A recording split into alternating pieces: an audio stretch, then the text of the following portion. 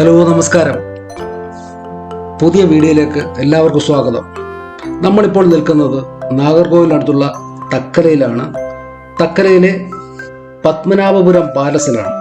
ഈ പാലസിലെ കാഴ്ചകളും ചരിത്രങ്ങളും ഒക്കെ ഒന്ന് കണ്ടും കേട്ടും മനസ്സിലാക്കാൻ വേണ്ടി ഇവിടെ എത്തിയതാണ്.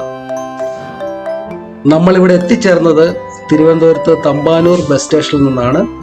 തമ്പാനൂർ ബസ് സ്റ്റാൻഡിൽ നിന്ന് KSRTC ബസ് അല്ലെങ്കിൽ തമിഴ്നാട് ട്രാൻസ്പോർട്ട് കോർപ്പറേഷൻ്റെ ബസ്സിൽ തക്കല ഇറങ്ങാൻ വേണ്ടി 64 രൂപയാണ് നമ്മൾ കൊടുക്കേണ്ടത്. അപ്പോൾ 64 രൂപ കൊടുത്തു കഴിഞ്ഞാൽ നമുക്ക് തക്കല ഇറങ്ങാൻ സാധിക്കും. അവിടുന്ന് ഏകദേശം 2 കിലോമീറ്റർ ദൂരമാണ് ഈ പാലസിലോട്ടുള്ളത്. 70 രൂപ ഓട്ടോ ചാർജ് കൊടുത്തു കഴിഞ്ഞാൽ പാലസിലെത്തും. അങ്ങനെയാണ് ഇവിടെ എത്തിച്ചേർന്നത്. അപ്പോൾ ഇത് നമ്മുടെ ടിക്കറ്റ് കൗണ്ടറാണ്. ടിക്കറ്റ് കൗണ്ടറിലോട്ട് നമ്മൾ കയറുകയാണ്. നല്ല വിശാലമായ ഒരു ടിക്കറ്റ് കൗണ്ടറാണ്. ഇപ്പോൾ പക്ഷേ അത് ഓപ്പൺ ആയിട്ടില്ല. ഇവിടെ നമുക്ക് ഇരിക്കാനുള്ള സംവിധാനങ്ങളൊക്കെ ഉണ്ട്. ഫാനുണ്ട്, ബെഞ്ചുണ്ട്, എല്ലാ സംവിധാനങ്ങളും ഉണ്ട്. പുറത്തോട്ട് ഇറങ്ങി കഴിഞ്ഞാൽ വിശാലമായ ഒരു ഏരിയയാണ്. അവിടെ നമുക്ക് സൈഡിലായിട്ട് നമുക്ക് ടോയ്ലറ്റ് ഉണ്ട്. അതുപോലെ തന്നെ ചെരുപ്പ് നമുക്ക് ഇട്ട് പാലസിനുള്ളിൽ പ്രവേശനമില്ല. അത് നമുക്കവിടെ സൂക്ഷിക്കാനുള്ള സംവിധാനമുണ്ട്. 2 രൂപ കൊടുത്താൽ അത് സൂക്ഷിക്കും. അപ്പം ഇതൊക്കെയാണ് ഇവിടുത്തെ ഒരു അടിസ്ഥാനപരമായ കാര്യങ്ങൾ. ഇനി നമുക്ക് ഇതിൻ്റെ എൻട്രൻസ് ഫീസും മറ്റു കാര്യങ്ങളും ഒക്കെ പരിശോധിക്കുക. അപ്പോൾ അന്വേഷിച്ചപ്പോൾ പ്രവേശന ഫീസ് മുതിർന്നവർക്ക് 40 രൂപയും കുട്ടികൾക്ക് 10 രൂപയും അതുപോലെ തന്നെ വിദേശികൾക്ക് 320 രൂപയും വിദേശികളായ കുട്ടികൾക്ക് 110 രൂപയും മൊബൈൽ ക്യാമറയ്ക്ക് 20 രൂപയും പ്രൊഫഷണൽ സാധാരണ ക്യാമറയ്ക്ക് 60 രൂപയും വീഡിയോ ക്യാമറയ്ക്ക് 2100 രൂപയുമാണ് എന്നാണ് അറിയാൻ സാധിച്ചത്. അപ്പോൾ ഇത്രയൊക്കെയാണ് പ്രധാന കാര്യങ്ങളായിട്ട് പറയാനുള്ളത്.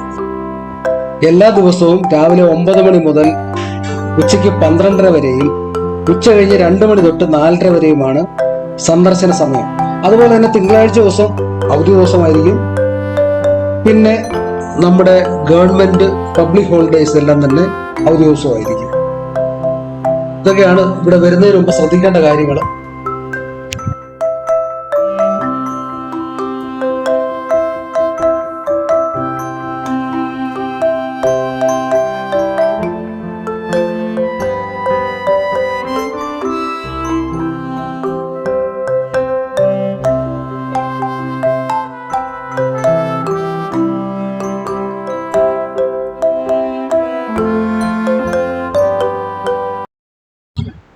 അപ്പോൾ നമ്മൾ കൊട്ടാരത്തിന്റെ ഏറ്റവും പ്രധാനപ്പെട്ട ഏരിയയിലോട്ട് പ്രവേശിക്കുകയാണ്. ആദ്യം പൂമുഖമാണ്. കൊട്ടാരത്തിലെത്തുന്ന അതിഥികളെ സ്വീകരിക്കാൻ സ്ഥലമാണ് ഈ പൂമുഖം എന്ന് പറയുന്നത്. ഇവിടെ നമ്മൾ കാര്യങ്ങളൊക്കെ നമുക്ക് നോക്കിക്കാണാം. നല്ല ഇതിൻ്റെ പൂമുഖത്ത് കുതിരക്കാലൻ വിളക്ക് കാണാൻ പറ്റും. ലോഹത്തിൽ നിർമ്മിച്ച കുതിരക്കാലൻ വിളക്കുകൾ നമുക്ക് കാണാൻ സാധിക്കും. അതുപോലെ തന്നെ മുകളിലോട്ട് നോക്കിക്കഴിഞ്ഞാൽ കേരളീയ വാസ്തുവിദ്യാ രീതിയിൽ പണി കഴിപ്പിച്ച തട്ട് നമുക്ക് കാണാൻ പറ്റും. ഏതാണ്ട് 90ഓളം വ്യത്യസ്ത രീതിയിലുള്ള പൂക്കൾ കൊത്തിവെച്ചിരിക്കുന്നത് കാണാൻ പറ്റും. ഓരോന്നും ഓരോ രീതിയിലാണ് കൊത്തിവെച്ചിരിക്കുന്നതാണ് ഇതിന്റെ ഏറ്റവും വലിയ പ്രത്യേകത എന്ന് പറയുന്നത്.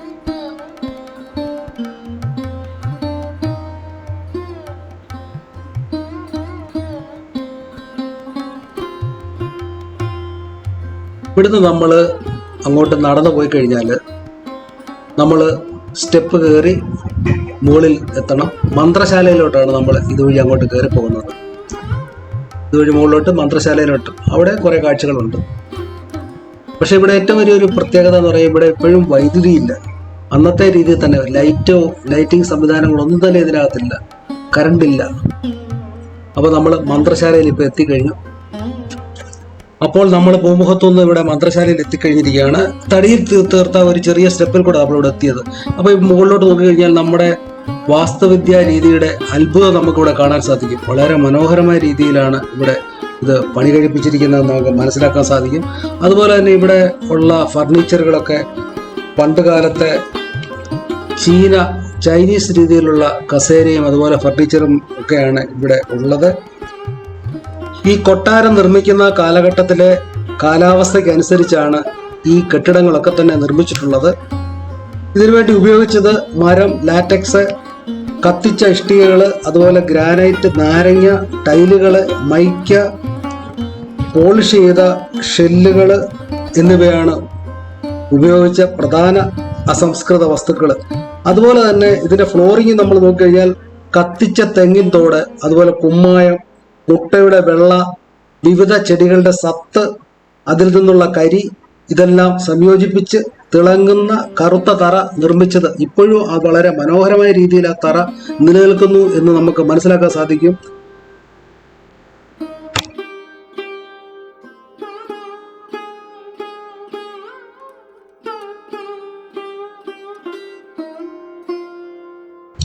ഈ മന്ത്രശാലയ്ക്ക് ഏതാണ്ട് 11 കിളിവാതിലുകൾ നമുക്ക് നോക്കിക്കഴിഞ്ഞാൽ കാണാൻ പറ്റും.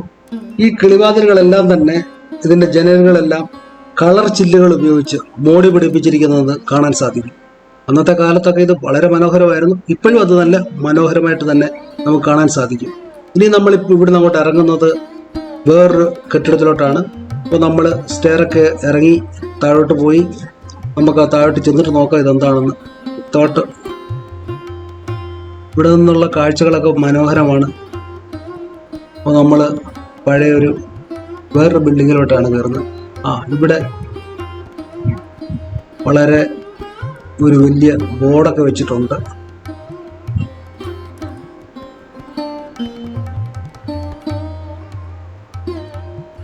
ആ ബോർഡ് വായിച്ചു കഴിയുമ്പോൾ നമുക്ക് വ്യക്തമായിട്ട് കാര്യങ്ങൾ മനസ്സിലാവും. ഇവിടെ വേറെ ആരും തന്നെ ഇല്ല. ഇവിടെ ബോർഡ് എഴുതി വെച്ചിട്ടുണ്ട്, ഇത് ഊട്ടുപുരയാണ്. 2 നിലയുള്ള ഊട്ടുപുരയാണ്. ഓരോ നിലയിലും 1000 പേർക്ക് വീതം ഇരുന്ന് ആഹാരം കഴിക്കാനുള്ള സംവിധാനമായിരുന്നു ഇവിടെ ഉണ്ടായിരുന്നത്. അപ്പോൾ ഇവിടുന്ന് നേരെ അങ്ങോട്ട് നടന്നു കഴിഞ്ഞാൽ അവിടെ സ്റ്റെയർ ഉണ്ട്. അവിടെ നമ്മൾ താഴോട്ട് ഇറങ്ങണം. ഇറങ്ങി കഴിഞ്ഞാൽ നമ്മൾ താഴത്തെ നിലയിലോട്ട് എത്തും. വളരെ വിശാലമായ ഒരു ഹാളാണ്.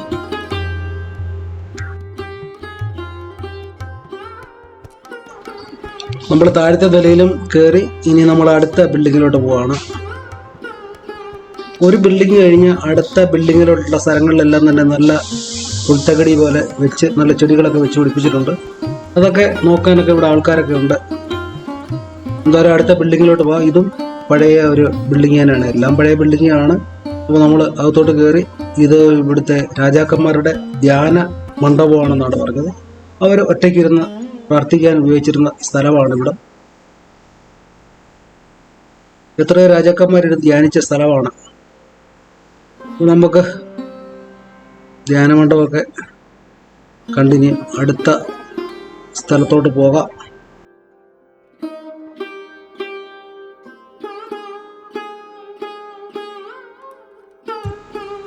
ഇതൊരു 4 കെട്ടാണ്.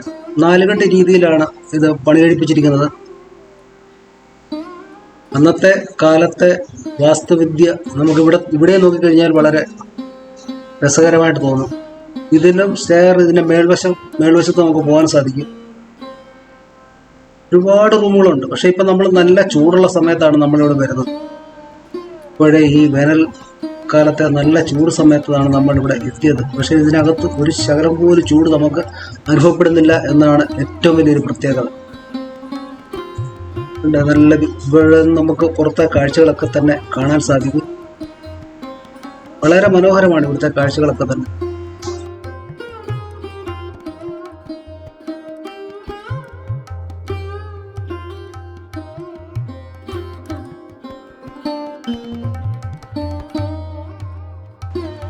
അപ്പോൾ സ്റ്റെയർ കയറി ഇനിയും മുകളിലോട്ടെത്താം. മുകളിൽ ഇവിടുത്തെ സ്ത്രീജനങ്ങളുടെ അന്തഃപുരം, കിടപ്പറ എല്ലാമാണെന്നാണ് അറിയാൻ സാധിച്ചത്. അപ്പോൾ അവിടുത്തെ കാഴ്ചകളൊക്കെ നമുക്ക് കാണാം. മിക്കവാറും എല്ലാ റൂമുകളൊക്കെ തന്നെ അടച്ചിട്ടൊക്കെയാണ്. ഇവിടെ ഇരുന്ന് കഴിഞ്ഞാൽ അവർക്ക് ദൂരെയുള്ള കാഴ്ചകളൊക്കെ കാണാൻ സാധിക്കുന്നതാണ്. ചെറിയ വാതിലുകളൊക്കെ ഉണ്ട്.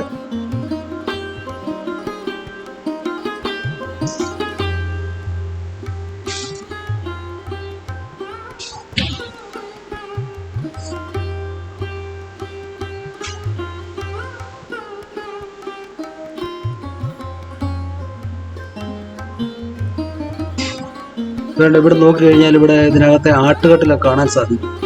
പക്ഷെ വളരെ ഇരുട്ടാണ്, നമുക്ക് ദൃശ്യങ്ങൾ കറക്റ്റായിട്ട് നമുക്ക് കിട്ടത്തില്ല. ഇവിടെ ആട്ടുകെട്ടിലുണ്ട്, അതാണ് ഇവിടെ കാണുന്നത്.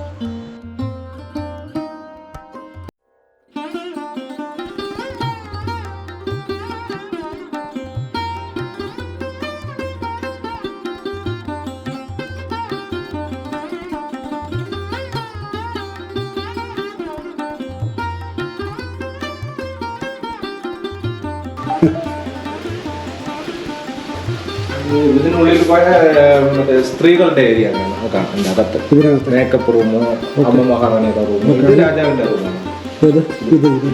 രാജാവിന്റെ കിടപ്പുണ്ട്. കട്ടില് ഔഷധമരങ്ങളാണ്. എത്ര ഔഷധം? 64 ഔഷധം. 64 ഔഷധങ്ങൾക്ക് ചന്ദനം, വേപ്പ്, അങ്ങനെയുള്ള പലതരത്തിലുള്ള മരങ്ങളാണ്. എത്ര വർഷത്തെ പഴക്കം കാണും? ഓ, ഇത് ഡച്ച് യുദ്ധത്തിന് ശേഷം, പോർച്ചുഗീസ് യുദ്ധത്തിന് ശേഷം.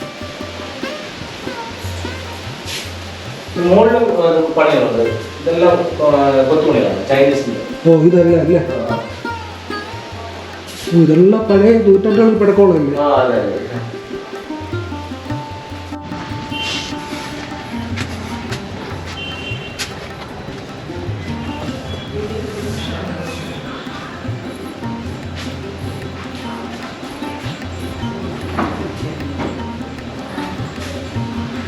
ലേഡീസിന്റെ മേക്കപ്പ് റൂം ആണ് കേട്ടോ. ഇതോ ഇതൊരു ഹോളാണ്. രാജാവിന്റെ സഹോദരിമാരും അമ്മയൊക്കെ മേക്കപ്പ് ചെയ്യുന്ന സ്ഥലമാണ്. പഴയ ഫോട്ടോ ഒക്കെ അല്ലേ? 200 വർഷം പഴക്കമുള്ള കൃഷ്ണലീല പെയിന്റിങ്സ് ആണ്. കൃഷ്ണലീലയാണ്, കൃഷ്ണന്റെ ലീലാവിലാസങ്ങളാണ്. 2 സൈഡിൽ കണ്ണാടിയാണ്. ബെൽജിയത്തിൽ നിന്നുണ്ട്. 300 വർഷം പഴക്കമുണ്ട്. അത് രാജമാതാവിന്റെ ബെഡ്റൂമാണ്. രാജാവിന്റെ അമ്മയുടെ മുളകാരി നമ്മൾ ചെയ്യുന്ന കട്ടിൽ ഇങ്ങനെ പോകുമ്പോൾ കാണാം. എന്റെ കാറിന് വന്നിട്ട് ഇവിടെ കാറിനാണ്. നമ്മളിപ്പം കാണുന്നത് കൊട്ടാരത്തിലെ സ്ത്രീജനങ്ങൾ തേരോട്ടം കാണാൻ വേണ്ടി വന്നു നിൽക്കുന്ന സ്ഥലമാണ്. തൊട്ടപ്പുറത്ത് നമ്മുടെ ഇപ്പോഴെ ഉള്ള റോഡാണ്. അതുപോലെ തന്നെ മഹാരാജാവ് സാധാരണ ജനങ്ങളെ, പ്രജകളെ ദർശിക്കുന്ന അവരുടെ പരാതികൾ, ആവലാതികൾ കേൾക്കുന്ന സ്ഥലവും ഇതിനോട് ചേർന്ന് തന്നെയാണ്. ഇപ്പോൾ നമ്മളിപ്പോൾ ഇനി അങ്ങോട്ടാണ് പോകുന്നത്. മഹാരാജാവ് ഇരുന്ന് സാധാരണ ജനങ്ങളുടെ പരാതിയും പരിദേവനങ്ങളും കേൾക്കുന്ന സ്ഥലത്തോട്ട് നമ്മൾ പോയിക്കൊണ്ടിരിക്കുകയാണ്. അത് വിശാലമായ ഒരു ഇടനാഴി പോലെയാണ്. ഇവിടെ ആയിരുന്നാണ് മഹാരാജാവ് സാധാരണ പ്രജകളുടെ എല്ലാ ആവലാതികളും എല്ലാം കേൾക്കുന്നതും അവരെ കാണുന്നതും എല്ലാം ഇവിടെ ഇരുന്നാണ്. ഇപ്പോൾ നമ്മൾ എത്തിയിരിക്കുന്നത് ഇന്ദ്രവിലാസം കൊട്ടാരത്തിലാണ്. പണ്ട് കാലത്ത് കൊട്ടാരത്തിലെത്തുന്ന വിശിഷ്ട വ്യക്തികൾ താമസിച്ചിരുന്ന കൊട്ടാരമാണിത്. കൊട്ടാരത്തിൻ്റെ മറ്റു ഭാഗങ്ങളിൽ നിന്നും കുറെ വ്യത്യാസമുണ്ട്. ഈ ബിൽഡിങ്ങിന് കുറച്ചുകൂടെ വലിപ്പമുള്ളതും വിശാലവുമായ സ്ഥലമാണ് ഈ കൊട്ടാരത്തിലുള്ളത്.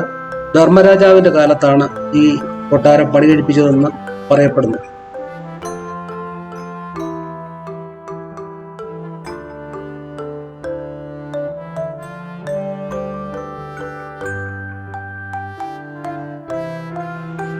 അപ്പോൾ ഇനി തെക്കേ കൊട്ടാരത്തിലോട്ട് പോവുകയാണ്. അവിടെ ചെന്ന് അവിടുത്തെ കാഴ്ചകളൊക്കെ നമുക്ക് ഒന്ന് കാണാം.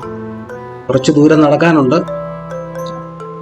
മെയിൻ കൊട്ടാരം കഴിഞ്ഞ് കുറച്ച് ദൂരം കൊണ്ട് നടന്നിട്ട് മെയിൻ മതിൽ കഴിഞ്ഞ് അപ്പുറത്തെ റോഡ്, അതിനപ്പുറത്തായിട്ട് പോയിട്ടാണ് ഈ തെക്കേ കൊട്ടാരം അവിടെയാണ് സ്ഥിതി ചെയ്യുന്നത്. അപ്പോൾ നമുക്ക് ഇങ്ങോട്ട് പോകാം.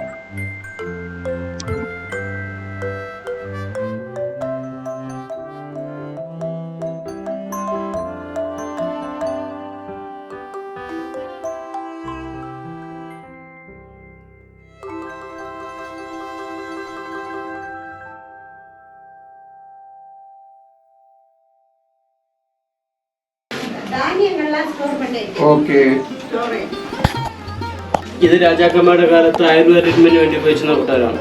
അതിന്റെ ഡിപ്പാർട്ട്മെന്റിൽ നിന്ന് പൈതൃക മ്യൂസിയം സെറ്റ് ചെയ്തിരിക്കുകയാണ്. ഇവിടെ കാണുന്ന വസ്തുക്കളൊന്നും രാജാക്കന്മാരെ ഉപയോഗിച്ചതല്ല.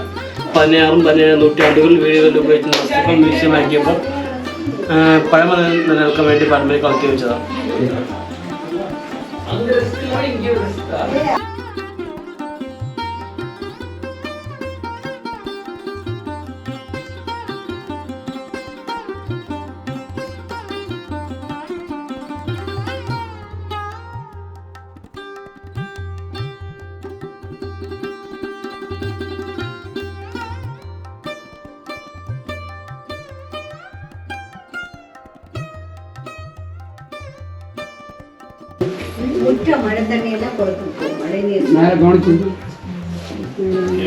രാജാവിന്റെ വിശ്രമസ്ഥലം, ബെഡ്റൂം.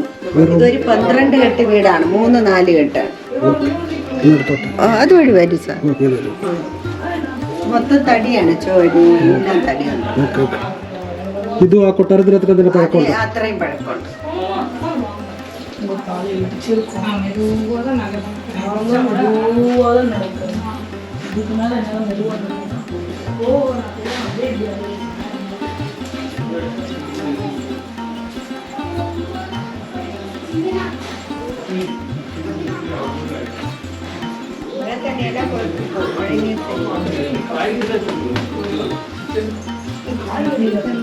മഴവെള്ളം കുളത്തിലേക്ക് പോകും. ഇത് ആയുർവേദ ട്രീറ്റ്മെന്റ്. അവിടെ ഏതാണ്ട് എണ്ണത്തോണി, മസാജും, കുളിക്കുന്ന കുളം, അങ്ങനെ അടുത്ത് തെക്കതാണ് സൈഡിൽ. തെക്കഴിഞ്ഞ് ഇവിടെ ട്രീറ്റ്മെന്റ് ഭാഗമായിട്ട് റെസ്റ്റ് എടുക്കാനൊക്കെ. അപ്രതാപം അതന്നെ മസാജിന്റെ എണ്ണത്തോണിയാണ് അവിടെ ഒറ്റത്തടിക്കാനിരത്ത്. ഇത് അവർക്ക് വേണ്ടിയിട്ട് മാത്രമുള്ള കിച്ചനാണ്, ഈ കൊട്ടാരത്തിന്റെ മാത്രം. ട്രീറ്റ്മെന്റ് മറ്റു കാര്യങ്ങൾ ചെയ്യുമ്പോൾ അവിടെ താമസിക്കുക. ഇതിനു വേണ്ടി ഒരു ചെറിയ കിച്ചൺ. അപ്പോൾ തെക്കേ കൊട്ടാരത്തിലെ കാഴ്ചകളൊക്കെ നമ്മൾ കണ്ടു. ഇനി നമുക്ക് അടുത്ത സ്ഥലത്തോട്ട് നടക്കാം. നല്ല രസമാണ് ഇവിടുത്തെ ഈ ഗാർഡനിങ് ഒക്കെ. നല്ല രസമുണ്ട്. നല്ല പച്ചപ്പ് നിറഞ്ഞിരിക്കുകയാണ്. ഈ ചൂടത്ത് നല്ല പച്ചപ്പ് വളരെ രസകരമായ ഒരു കാര്യമാണ്. കുറേയേറെ സ്റ്റാഫുണ്ട്. അവർ നല്ല രീതിയിൽ വർക്ക് ചെയ്യുന്നത് നമുക്കിവിടെ വന്നാൽ മനസ്സിലാവും. ഇപ്പോൾ നമ്മൾ അടുത്ത ലൊക്കേഷൻ എന്താണെന്ന് ഇങ്ങോട്ട് ചെല്ലുമ്പോഴേ അറിയത്തുള്ളൂ. ചേർന്ന് നടക്കാനുണ്ടെന്ന് തോന്നുന്നു. പക്ഷെ മഴയൊക്കെ ഉള്ളപ്പോൾ ഇവിടെ എങ്ങനെ വരാൻ പറ്റുമെന്ന് മനസ്സിലാകുന്നില്ല. ഇങ്ങനെ നടക്കാൻ പറ്റും. മഴ ഇല്ലാത്തതുകൊണ്ട് കുഴപ്പമില്ല.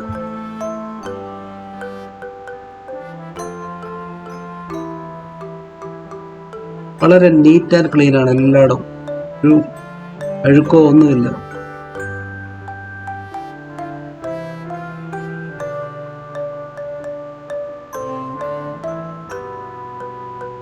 അപ്പോൾ നമ്മളിവിടെ കുളിപ്പുരയിലാണ് എത്തിയിരിക്കുന്നത്. ഒരു കുളമൊക്കെ ഉണ്ട്. പണ്ട് കാലത്ത് ഇവിടെ കൊട്ടാരത്തിലുള്ള ആൾക്കാർ കുളിക്കാൻ ഉപയോഗിച്ചിട്ടിരുന്ന കുളിപ്പുരയുടെ ഇവിടെയാണ് എത്തിയിരിക്കുന്നത്.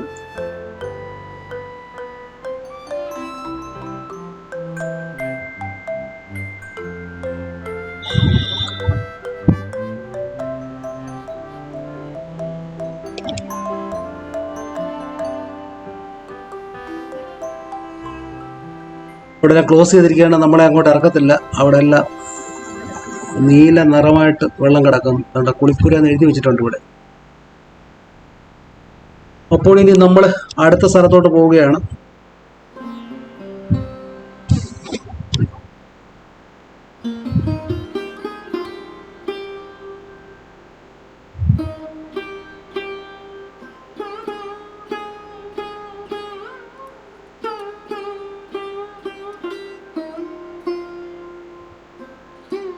അടുത്ത സ്ഥലത്തോട്ട് നമ്മളിങ്ങനെ പോയിക്കൊണ്ടിരിക്കുകയാണ്. ഇത് ഇവിടുത്തെ കിച്ചൺ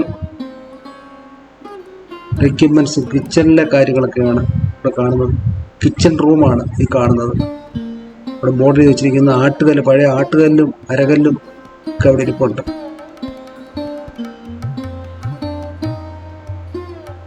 വെള്ളം സംഭരിക്കാനുള്ള ചെറിയ ടാങ്കും. അപ്പോൾ അവിടെ നമ്മൾ വീണ്ടും വെളിയിലോട്ട് ഇറങ്ങിയിരിക്കുകയാണ്. അപ്പോൾ ഇവിടെ ഒരു മ്യൂസിയം കൂടെ ഉണ്ട്. നമുക്ക് അവിടെ കയറി അവിടുത്തെ കാഴ്ചകളൂടെ കണ്ടിട്ട് പോരാം. അവിടെ പണ്ട് കാലത്തെ കുറേയേറെ കാര്യങ്ങൾ സൂക്ഷിച്ചിട്ടുണ്ട്. അപ്പോൾ അതൊക്കെ ഒന്ന് കണ്ട് പെട്ടെന്ന് നമുക്ക് തിരിച്ചിറങ്ങി വരാം.